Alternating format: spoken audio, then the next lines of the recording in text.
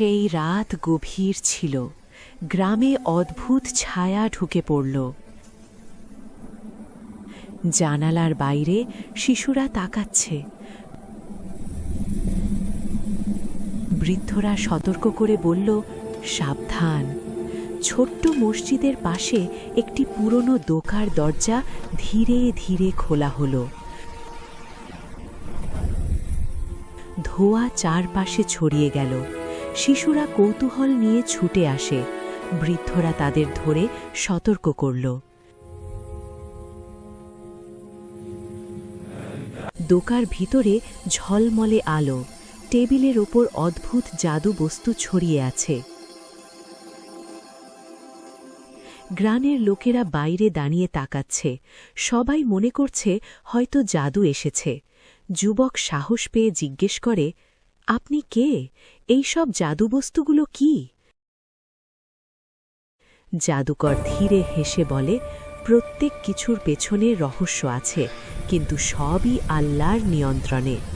যুবক লক্ষ্য করে জাদু ভয়ঙ্কর হলেও জ্ঞান ও ঈমানই মানুষকে রক্ষা করতে পারে।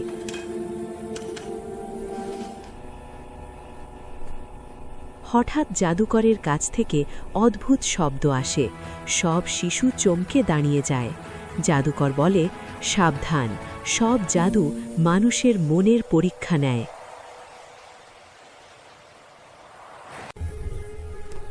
যুবক এবং গ্রামবাসীরা বুঝতে পারে ভয় বা কৌতূহল কখনো শক্তির উৎস নয়।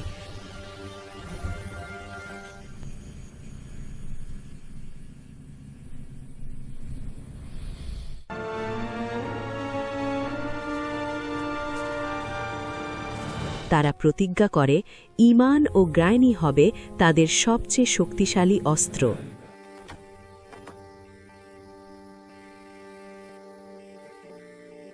রাত শেষে গ্রামবাসী ঘরে ফিরে যায়, কিন্তু সবাই জানে আরও রহস্য অপেক্ষা করছে। যুবক নিজের মনে বলল, আমার ঈমানই হবে আমার সবচেয়ে শক্তিশালী হাতিয়ার। গল্প শেষ হয় রহস্যময় বার্তায়, ভয় নয়, জ্ঞান ও ঈমানই প্রকৃত শক্তি। পরবর্তী পর্বের সাসপেন্স বাহুক, কিন্তু কেউ জানে না এই রহস্য কেবল শুরু। পরের রাতের ছায়া আরও ভয়ঙ্কর কিছু নিয়ে আসছে। পরবর্তী পর্ব দেখতে ইয়েস অথবা নো লিখে জানান। আর আমাদের এইচকে মাসুদ চ্যানেলটি সাবস্ক্রাইব করে আমাদের সাথেই থাকুন। ধন্যবাদ সবাইকে ভিডিওটি দেখার জন্য।